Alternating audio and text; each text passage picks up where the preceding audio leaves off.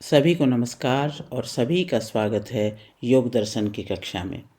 योग दर्शन का पाठ प्रारंभ करने से पहले हाथ जोड़कर पतंजलि ऋषि को प्रणाम करते हैं।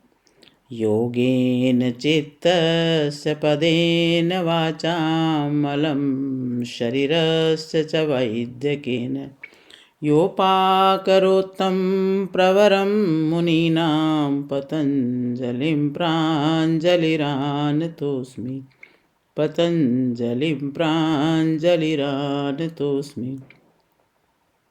जो चित्त के मल को योग से, वाणी के दोष को व्याकरण से और शरीर के दोष को आयुर्वेद से दूर करते हैं, उन श्रेष्ठ मुनि पतंजलि को मैं प्रणाम करती हूँ। प्रिय साधकों, आज हम योग दर्शन के अंतिम और सर्वोच्च शिखर पर पहुँच रहे हैं। अब तक हमने समझा चित्त क्या है, वस्तु क्या है, पुरुष कौन है और इनका आपसी संबंध क्या है। अब प्रश्न ये है, जब ये विवेक पूरा हो जाए तो क्या होता है? जब आत्मा और चित्त का भेद स्पष्ट हो जाए तो क्या शेष रह जाता है? क्या केवल ज्ञान पर्याप्त है या उससे भी आगे कुछ है? 24वें सूत्र से महर्षि पतंजलि ये स्पष्ट करते हैं कि चित्त अपने लिए नहीं है, वह आत्मा के भोग और अपवर्ग दोनों के लिए साधन है। 25वें सूत्र में विशेषदर्शी योगी की आत्म भाव भावना समाप्त हो जाती है। मैं कौन हूँ का प्रश्न शांत हो जाता है और आगे चित्त कैवल्य की ओर झुकने लगता है। वासनाएं क्षीण होने लगती हैं, क्लेश समाप्त होने लगते हैं और एक ऐसी अवस्था आती है जिसे पतंजलि धर्म मेघ समाधि कहते हैं। यहाँ साधना समाप्त नहीं होती, यहाँ साधना पूर्ण होती है। अब गुणों का खेल समाप्त होता है, प्रकृति अपना कार्य पूर्ण करती है और पुरुष अपने स्वरूप में प्रतिष्ठित हो जाता है और इसी को कैवल्य कहते हैं। यह अंतिम भाग केवल दार्शनिक चर्चा नहीं है, ये साधना का परिपाक है, ये विवेक की पराकाष्ठा है, ये आत्मा की पूर्ण स्वतंत्रता है। अब हम इस दिव्य यात्रा के अंतिम चरण में प्रवेश करते हैं और पढ़ते हैं सूत्र नंबर 24। तद संख्येय वासनाभिचित्रमपि परार्थ संहत्यकारित्वात्। अब पतंजलि एक महत्वपूर्ण सत्य बताते हैं। सूत्र कहता है, चित्त असंख्य वासनाओं से भरा हुआ होने पर भी परार्थ है, अर्थात किसी और के लिए है, क्योंकि वह अनेक अवयवों से मिलकर बना है और मिलकर कार्य करता है। अब इसे बहुत सरल भाषा में समझते हैं। चित्त खाली नहीं है, उसमें जन्म जन्मांतर के संस्कार हैं, असंख्य वासनाएं हैं, इच्छाएं हैं, स्मृतियां हैं, इसलिए वह चित्र है, रंग बिरंगा, मिश्रित और जटिल। पर पतंजलि कहते हैं, इतना सब होने पर भी चित्त अपने लिए नहीं है, वह परार्थ है। यह परार्थ का अर्थ क्या है? पर माने दूसरा। यहाँ पर कौन है? जीवात्मा। चित्त आत्मा के लिए है, अपने लिए नहीं है। घर किसके लिए है? घर अपने लिए नहीं है, वह रहने वालों के लिए है। गाड़ी किसके लिए है? अपने लिए नहीं, चलाने वालों के लिए है। घड़ा किसके लिए है? अपने लिए नहीं, पानी रखने वालों के लिए है। उसी प्रकार चित्त अपने लिए नहीं है, यह आत्मा का अनुभव के लिए है। क्योंकि चित्त संहत्यकारी है। संहत्यकारी मतलब अनेक अवयवों से मिलकर बना। चित्त 3 गुणों से मिलकर बना है, सत्व, रजस और तमस। जो भी चीज कई तत्वों से मिलकर बनती है वह अपने लिए नहीं होती, वह किसी उपयोग के लिए होती है। जैसे मशीन अपने लिए नहीं चलती, उपयोगकर्ता के लिए चलती है। चित्त भी एक सूक्ष्म मशीन है। चित्त किस काम के लिए है? 2 प्रयोजन हैं, एक भोग और एक अपवर्ग अर्थात मोक्ष। आत्मा संसार का अनुभव करती है, यह भोग है। फिर एक दिन वह संसार से ऊपर उठती है, यह अपवर्ग है। इन दोनों के लिए चित्त साधन है। यदि चित्त ही सब कुछ होता तो वह अपने लिए काम करता, पर चित्त जड़ है, चेतन नहीं है। आत्मा चेतन है, वह अनुभव करती है, इसलिए भोग्य है प्रकृति और उसका चित्त और भोगता है जीवात्मा। और कर्म फल दाता है ईश्वर। ये तीन तत्व हैं। ऋग्वेद में कहा गया है, एक वृक्ष पर दो पक्षी बैठे हैं, एक फल खाता है वह जीव है, दूसरा केवल देखता है वह ईश्वर है। वृक्ष क्या है? संसार। फल क्या है? सुख और दुख। इस उदाहरण से सब स्पष्ट हो जाता है। चित्त जटिल है, वासनाओं से भरा है, पर वह साधन है, आत्मा साधक है, ईश्वर साक्षी और फलदाता है। इन तीनों का सही ज्ञान मानव जीवन को सफल बनाता है। और इस सूत्र का सार है, चित्त अपने लिए नहीं है, वह आत्मा के अनुभव और मुक्ति के लिए है। जो वस्तु अनेक अवयवों से बनी है वह साधन है, स्वामी नहीं। जब साधक ये समझ लेता है तब वह मन को अपना स्वामी नहीं रहने देता और यहीं से वास्तविक स्वतंत्रता की शुरुआत होती है। अब पढ़ते हैं 25वां सूत्र। 25वां सूत्र है, विशेष दर्शन आत्मभाव भावना विनिवृत्ति ही।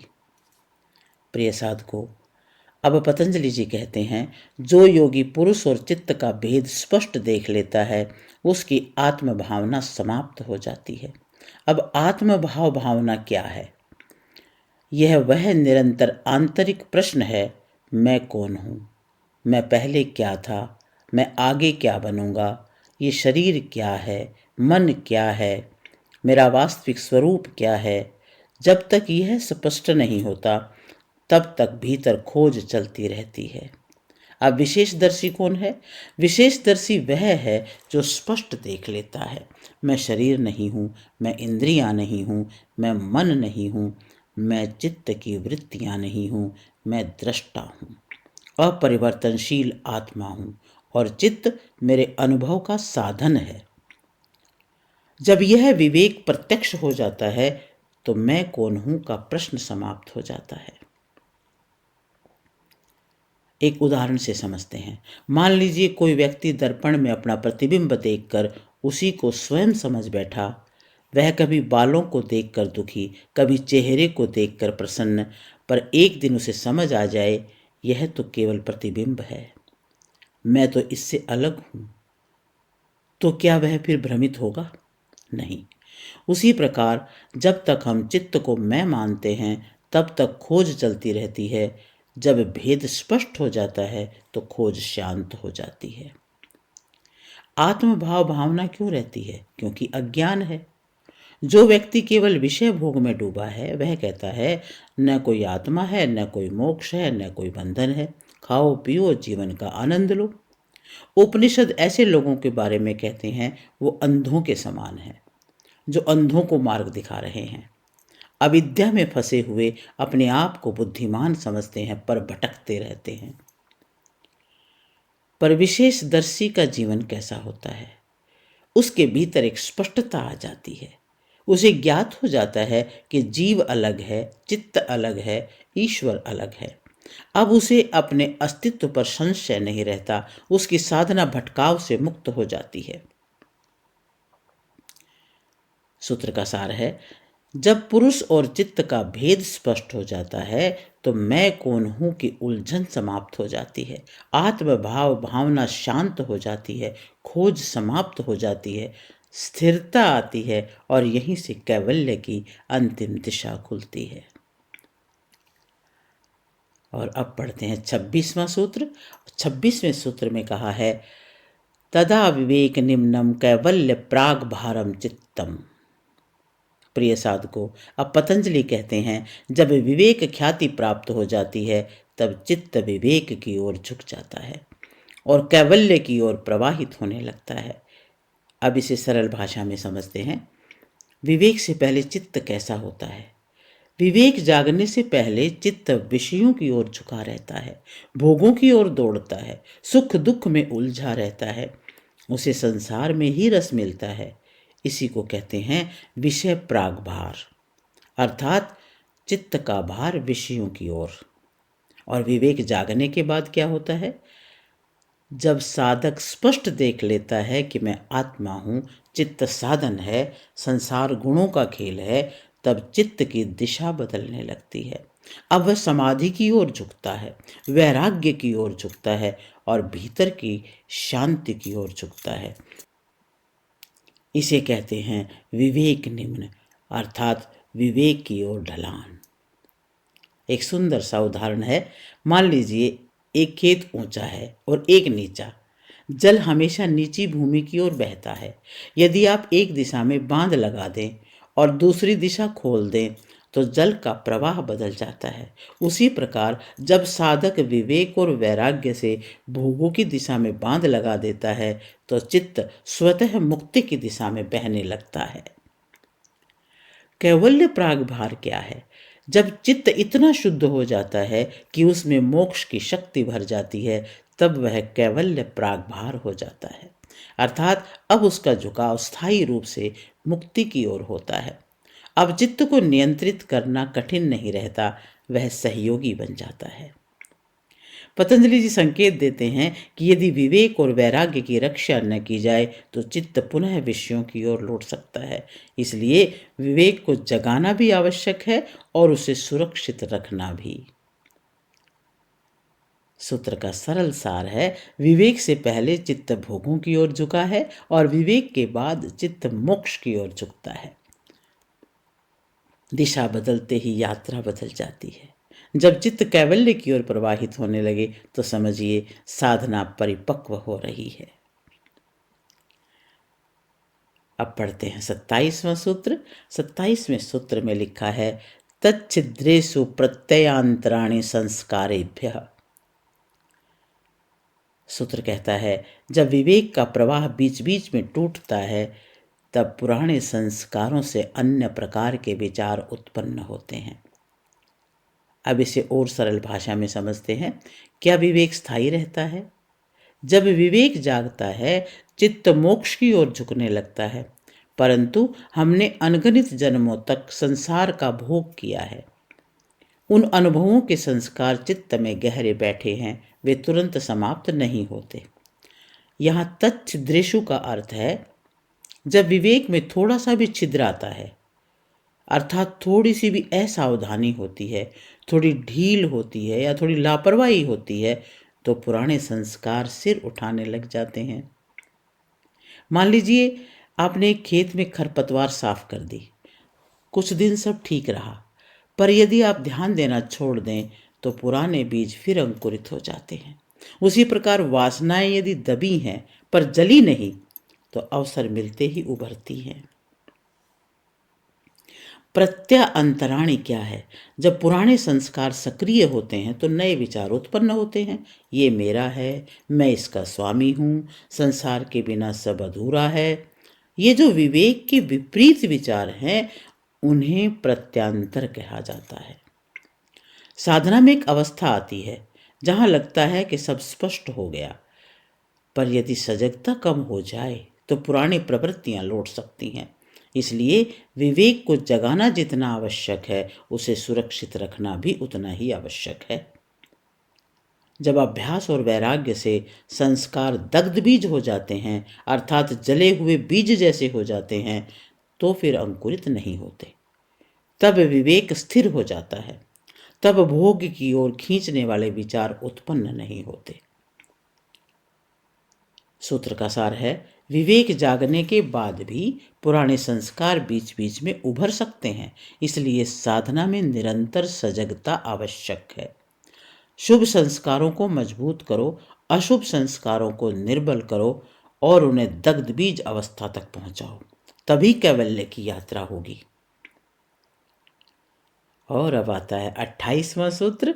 28वें सूत्र में लिखा है, हान में शाम क्लेश व दुक्तम। प्रिय साधकों, पिछले सूत्र में हमने समझा कि पुराने संस्कार बीच बीच में विवेक को ढक सकते हैं। अब प्रश्न है उनका क्या किया जाए? तो महर्षि पतंजलि कहते हैं, जैसे क्लेशों का नाश बताया गया है वैसे ही इन संस्कारों का भी नाश किया जाए। अब क्लेश कैसे मिटते हैं? दूसरे पाद में पतंजलि जी ने बताया था, तप, स्वाध्याय, ईश्वर प्रणिधान, इनसे क्लेश पहले तनु होते हैं अर्थात निर्बल होते हैं। फिर योगाभ्यास और विवेक से वे दग्ध बीज अवस्था में पहुंचते हैं, यानी जले हुए बीज की तरह, फिर अंकुरित नहीं होते। भोगों से बने संस्कार अपने आप समाप्त नहीं होंगे, उन्हें भी तप से, स्वाध्याय से, ईश्वर प्रणिधान से और विशेष रूप से विवेक ख्याति से निर्बल करना होगा। अब एक उदाहरण से समझते हैं। मान लीजिए मन में क्रोध उठता है। यदि हम उसे पहचान लें और उसी क्षण अहिंसा, धैर्य, विवेक को जागृत कर दें, तो हम अशुभ संस्कार पर शुभ संस्कार से प्रहार कर रहे हैं। जैसे अंधेरे में दीपक जलाना, अविद्या से संस्कार बनते हैं और विद्या से वे नष्ट हो जाते हैं। अब दग्ध बीज अवस्था क्या है, ये भी समझना है। बीज यदि मिट्टी में है तो अवसर मिलते ही अंकुरित होगा, पर यदि बीज जला दिया जाए तो फिर अंकुरित नहीं होगा। उसी प्रकार जब तक संस्कार केवल दबे हैं वे लौटेंगे, और जब वे दग्ध बीज हो जाते हैं तब वे अपनी शक्ति खो देते हैं। अब साधक के लिए यहाँ पे एक संकेत दिया जाता है कि साधना केवल ध्यान में बैठना नहीं है, वह निरंतर जागरूकता है। जब हिंसा उठे तो अहिंसा को जगाओ, जब लोभ उठे तो संतोष को जगाओ, जब मोह उठे तो विवेक को जगाओ। इसी प्रकार शुभ संस्कारों से अशुभ संस्कारों को क्षीण करते रहो, और जब विवेक ख्याति परिपक्व हो जाती है तब योग विरोधी संस्कार समाप्त हो जाते हैं, और तब चित्त शांत, शुद्ध और मोक्ष योग्य हो जाता है, और अंततः चित्त स्वयं प्रकृति में लीन हो जाता है। सूत्र का सार यही है कि संस्कारों का नाश संभव है। जैसे क्लेशों का नाश होता है, वैसे ही भोगजन्य संस्कार भी समाप्त किए जा सकते हैं। अविद्या को विद्या से परास्त करो, अशुभ को शुभ से परास्त करो, और विवेक को निरंतर प्रबल रखो, तभी कैवल्य की दिशा स्थिर होगी। अब पढ़ते हैं 29वां सूत्र। प्रसंगख्याने अपि कुसिदस्य सर्वथा विवेक ख्यातिर्धर्म में गह समाधि। प्रिय साधको, जब विवेक ख्याति पूर्ण होने से स्थिर हो जाती है और योगी उसमें भी आसक्त नहीं होता, तब धर्म में एक समाधि की प्राप्ति होती है। पहले समझे विवेक ख्याति क्या है। विवेक ख्याति का अर्थ है स्पष्ट और अडिग ज्ञान कि मैं पुरुष हूँ, चित्त नहीं, मैं शुद्ध चेतन हूँ, गुणों का खेल नहीं। जब ये ज्ञान बार बार नहीं टूटता, जब ये स्थिर हो जाता है, तो उसे अविप्लव विवेक कहते हैं। अकुसीदस्य, इसका अर्थ क्या है। अकुसीद माने जो कहीं अटकता नहीं, यहाँ तक कि विवेक ख्याति में भी आसक्त नहीं होता, सिद्धियों में भी आकर्षित नहीं होता। ध्यान दीजिए, समाधि में योगी को कई प्रकार की सिद्धियां मिल सकती हैं, ज्ञान की शक्ति, सूक्ष्म अनुभव, आंतरिक प्रकाश, परंतु यदि वह उनमें रुक जाए तो यात्रा अधूरी रह जाती है। जो वहां भी नहीं रुकता वही आगे बढ़ता है। अब धर्म में एक समाधि क्या है। धर्म जहां पुण्य और सद्गुणों का सूचक है। धर्म यहाँ पुण्य और सद्गुणों का सूचक है। मेघ अर्थात बादल। जैसे बादल बरसता है, वैसे ही इस अवस्था में धर्म, ज्ञान, शुद्धता वर्षा की तरह बरसते हैं। चित्त अत्यंत निर्मल हो जाता है, विवेक अखंड हो जाता है, और सत्वगुण अपनी पराकाष्ठा पर होता है। यह संप्रज्ञात समाधि की सर्वोच्च अवस्था है। ध्यान रखिए, धर्म में एक समाधि अभी भी संप्रज्ञात समाधि है, ये अंतिम नहीं है। जब योगी विवेक ख्याति से भी विरक्त हो जाता है, तब असंप्रज्ञात समाधि होती है। धर्म में एक समाधि स्थिर विवेक की चरम अवस्था है, और असंप्रज्ञात समाधि विवेक से भी परे पूर्ण निरोध की अवस्था है। एक आसान सा उदाहरण लेते हैं। मान लीजिए कोई व्यक्ति पर्वत की चोटी पर पहुंच गया और वहां से दृश्य अद्भुत है, प्रकाश है, ऊंचाई है, पर यदि वह वहीं पर रुक जाए तो वह अभी आकाश में विलीन नहीं हुआ, धर्ममेघ समाधि पर्वत की सर्वोच्च चोटी है, असंप्रज्ञात समाधि आकाश में विलीन होना है। इस सूत्र का बहुत गूढ़ संदेश मिलता है। साधना का लक्ष्य अनुभव नहीं है, सिद्धि नहीं है, अद्भुत अवस्थाएं नहीं है। लक्ष्य है पूर्ण स्वतंत्रता, जो विवेक में भी नहीं अटकता, जो सिद्धियों में भी नहीं रुकता। उसी पर धर्ममेघ समाधि की वर्षा होती है। ये सूत्र हमें सिखाता है साधना में रुकना नहीं, उपलब्धि में रुकना नहीं, ज्ञान में भी रुकना नहीं, आगे बढ़ते जाना है जब तक गुणों का खेल पूर्ण न हो जाए। और अब आता है 30वां सूत्र, ततः क्लेश कर्म निवृत्ति ही। प्रिय साधकों, पतंजलि ऋषि कहते हैं धर्ममेघ समाधि के बाद क्लेश और कर्मों की निवृत्ति होती है। अब क्लेश कौन से हैं? अविद्या, अस्मिता, राग, द्वेष, अभिनिवेश। ये 5 क्लेश ही बंधन का मूल है। इन्हीं से कर्म बनते हैं और इन्हीं से जन्म मरण का चक्र चलता है। अब धर्ममेघ समाधि के बाद क्या होता है? जब विवेक अखंड हो जाता है, जब योगी सिद्धियों में भी नहीं रुकता, जब चित्त अत्यंत निर्मल हो जाता है, तब क्लेशों की शक्ति लगभग समाप्त हो जाती है। सकाम कर्म रुक जाते हैं, शुभ अशुभ मिश्रित इनका बंधनकारी प्रभाव समाप्त होने लगता है।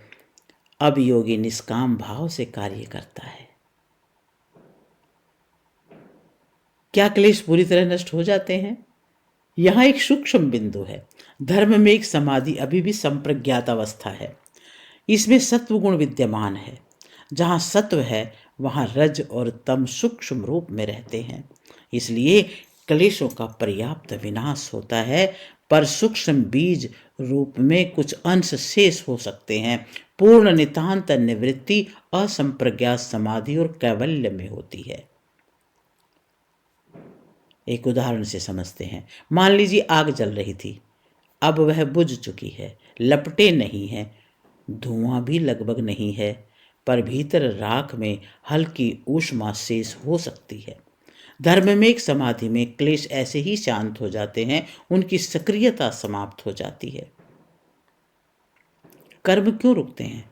क्योंकि कर्म का मूल है अविद्या और राग। जब मैं करता हूं की भावना क्षीण हो जाती है, तब कर्म बंधन नहीं बनते। अब योगी कर्म करता है पर बंधता नहीं है। अब योगी जीवन में ही मुक्त भाव से जी सकता है।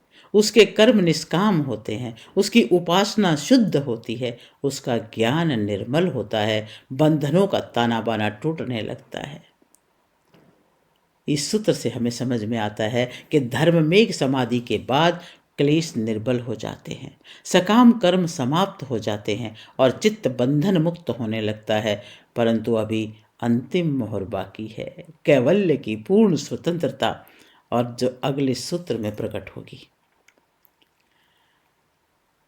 अब है 31वां सूत्र, और 31वें सूत्र में कहा है तदा सर्वावरण मलापेतस्य ज्ञानस्यान्तया जेयम अल्पम।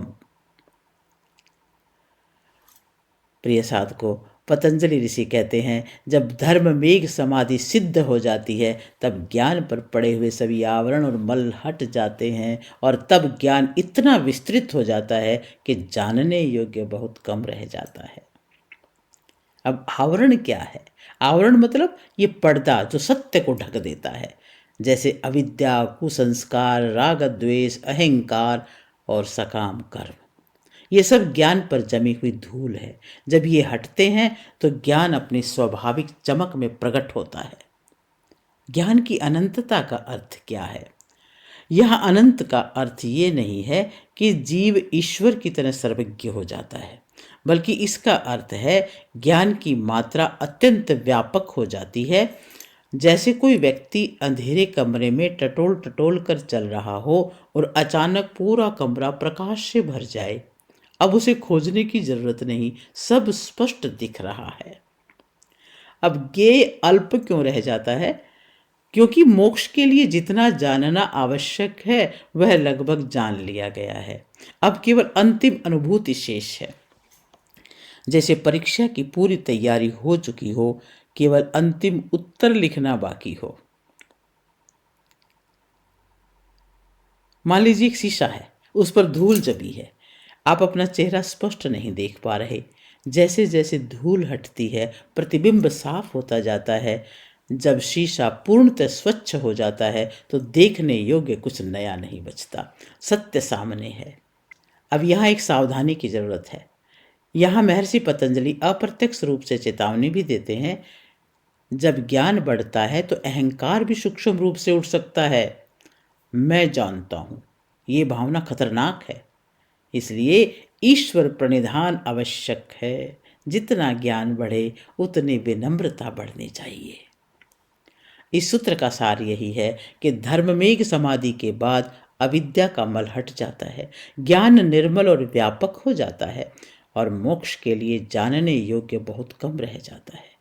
अब साधक लक्ष्य के अत्यंत समीप है। अगले सूत्रों में हम देखेंगे कि कैसे गुणों का कार्य समाप्त होता है और कैवल्य प्रकट होता है। अब हम कैवल्य पाद के अत्यंत निर्णायक सूत्र पर पहुंच गए हैं और ये वह बिंदु है जहां प्रकृति का कार्य समाप्ति की ओर जाता है। अब पढ़ते हैं 32वां सूत्र। ततः कृतार्थानां परिणाम क्रम समाप्तिर्गुणानाम।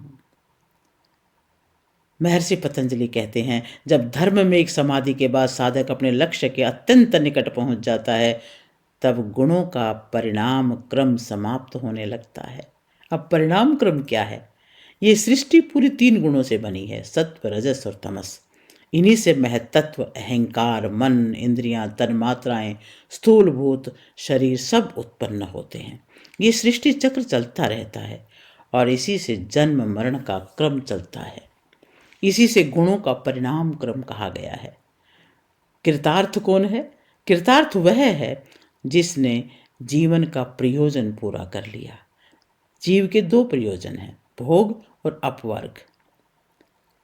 जब साधक भोग का स्वरूप समझ लेता है, वैराग्य प्राप्त कर लेता है, ईश्वर साक्षात्कार के निकट पहुंच जाता है, तब वह कृतार्थ होने लगता है। और तब क्या होता है? तब प्रकृति का कार्य उसके लिए समाप्त होने लगता है। जैसे एक विद्यार्थी परीक्षा पास कर ले, अब स्कूल की घंटी, किताबें, क्लास उसके लिए अर्थहीन हो जाते हैं। वे अभी भी हैं, पर उसके लिए उसका कार्य समाप्त हो गया।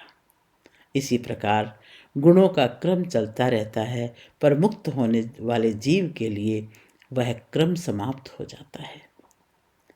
क्या ये पूर्ण मुक्ति है? यहां एक सूक्ष्म बात समझनी है। धर्म में एक समाधि अभी संप्रज्ञात अवस्था है। अभी सूक्ष्म क्लेश शेष हो सकते हैं, पर अब साधक परिणाम क्रम के अंत के अत्यंत निकट है।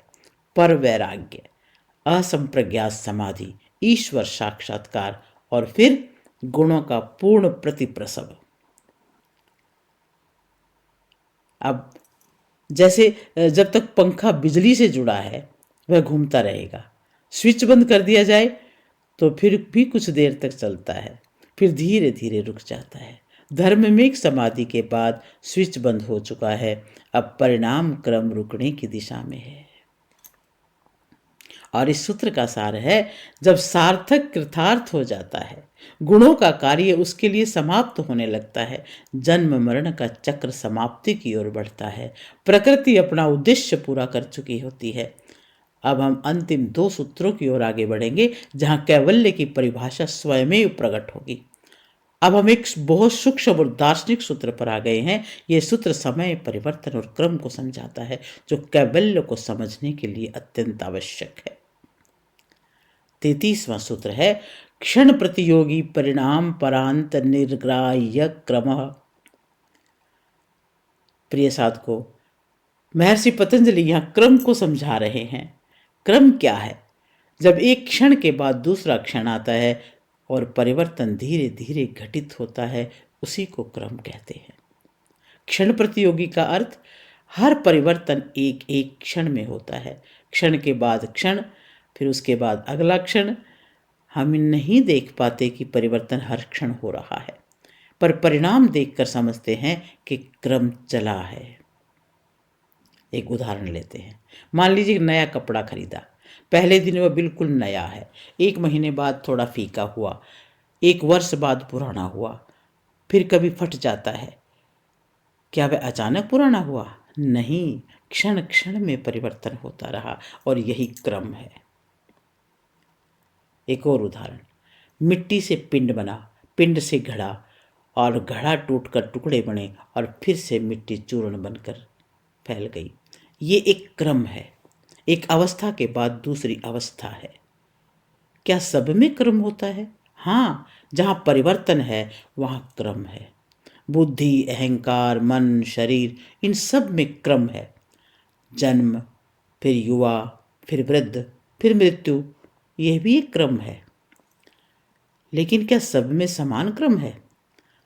यहाँ एक गहरी बात आती है। नित्य वस्तुओं के भी 2 प्रकार की नित्यता है। परिणामी नित्यता, जैसे सोना आभूषण बदलता है पर सोना ही रहता है। दूसरा है अपरिणामी नित्यता, जैसे आत्मा, वो बदलती नहीं है। संसार का क्रम समाप्त होता है या नहीं, यहाँ उत्तर सूक्ष्म है। संसार का क्रम सबके लिए समाप्त नहीं होता, पर जिसने मोक्ष पाया उसके लिए जन्म मरण का क्रम समाप्त हो जाता है, बाकियों के लिए चलता रहता है। अब कैवल्य से इसका क्या संबंध है? जब तक क्रम है परिवर्तन है, जब तक परिवर्तन है प्रकृति का खेल है। कैवल्य वो अवस्था है जहां आत्मा इस क्रम से परे हो जाती है। क्रम मतलब क्षण क्षण में होने वाला परिवर्तन। जो बदलता है उसमें क्रम है, जो अपरिणामी है वो क्रम से परे है। अब हम अंतिम सूत्र की तरफ बढ़ रहे हैं, जहां पतंजलि कैवल्य को स्पष्ट परिभाषित करेंगे। अब हम योग दर्शन के अंतिम सूत्र पर खड़े हैं, वहीं पूरी साधना का निष्कर्ष है। यही पतंजलि कैवल्य की परिभाषा देते हैं। और अंतिम 34वां सूत्र है, पुरुषार्थ शून्यानाम गुणानाम प्रतिप्रस्वः कैवल्यम स्वरूप प्रतिष्ठा वाचिति शक्तिरिति। प्रिय साधकों, महर्षि पतंजलि कहते हैं, जब गुणों का कार्य समाप्त हो जाता है, जब उसका कोई प्रयोजन नहीं रह जाता और वे अपने कारण में लौट जाते हैं, वही कैवल्य है। या जब आत्मा सब क्लेशों से मुक्त होकर अपने शुद्ध स्वरूप में स्थित हो जाती है, वही कैवल्य है। पहले समझे पुरुषार्थ क्या है। जीवात्मा के 2 पुरुषार्थ हैं। एक है भोग माने संसार का अनुभव, दूसरा है अपवर्ग अर्थात मोक्ष। 3 गुण हैं, सत्व, रजस और तमस। इन्हीं 2 प्रयोजनों को पूरा करने के लिए काम करते हैं। जब तक आत्मा सीख नहीं लेती, जब तक विवेक नहीं जागता, तब तक गुण सृष्टि रचते रहते हैं। पुरुषार्थ शून्य का अर्थ क्या है? जब आत्मा ने भोग का अनुभव कर लिया, वैराग्य प्राप्त कर लिया, ईश्वर का साक्षात्कार कर लिया, तब गुणों का उसके लिए कोई प्रयोजन नहीं बचता। अब वे निष्प्रयोजन हो जाते हैं। अब प्रतिप्रसव क्या है? प्रतिप्रसव का अर्थ है वापस मूल कारण में लौट जाना। जैसे शरीर पंचभूतों में, भूत तन्मात्राओं में और तन्मात्राएं अहंकार में। अहंकार लौटता है महत्तत्व में और महत्तत्व प्रकृति में। सब अपने स्रोत में विलीन हो जाते हैं। और तब आत्मा की स्थिति क्या होती है? अब आत्मा शरीर से मुक्त, चित्त से मुक्त, क्लेशों से मुक्त, कर्म बंधन से मुक्त अपने शुद्ध स्वरूप में स्थित होती है। इसे ही स्वरूप प्रतिष्ठा कहते हैं। क्या केवल आत्मा में स्थित होना पर्याप्त है? क्या केवल आत्मा में स्थित होना ही पर्याप्त है? सूत्र का गूढ़ अर्थ यह भी है, केवल आत्मा को जानना ही नहीं बल्कि ईश्वर को जानना भी आवश्यक है। तमेव विदित्वा अति मृत्युमेति। ईश्वर को जानकर ही मृत्यु से पार होता है। ईश्वर आनंद स्वरूप है, उसे प्राप्त कर आत्मा आनंदी हो जाती है। एक अत्यंत सरल उदाहरण है। मान लीजिए एक विद्यार्थी है। स्कूल इसलिए है कि वो पढ़े, किताबें इसलिए है कि वो सीखे और परीक्षा इसलिए है कि वो उत्तीर्ण हो। जब वो उत्तीर्ण हो गया, क्या वह जीवन भर उसी कक्षा में बैठा रहेगा? नहीं, कक्षा का प्रयोजन समाप्त। उसी प्रकार गुणों की कक्षा समाप्त।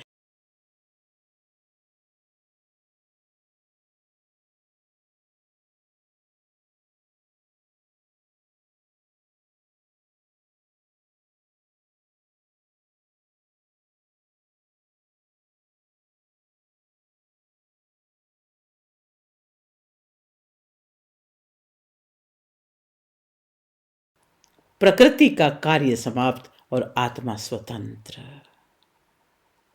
क्या ये स्थिति अनंत काल की है? कुछ आचार्यों के मत में मोक्ष की भी एक अवधि है। उस अवधि तक आत्मा पूर्ण स्वतंत्र अवस्था में रहती है। फिर ईश्वर की व्यवस्था से पुनः सृष्टि चक्र में प्रवेश हो सकता है। पर उस मोक्ष अवस्था में पूर्ण शांति, पूर्ण आनंद, पूर्ण स्वतंत्रता रहती है। अब कैवल्य का सार देखते हैं। कैवल्य क्या है? न शरीर, न चित्त, न क्लेश, न कर्म बंधन, केवल शुद्ध चेतना, ईश्वर के सानिध्य में स्थित आत्मा, गुणों से पूर्ण स्वतंत्रता। और यही योग दर्शन का अंतिम वचन है।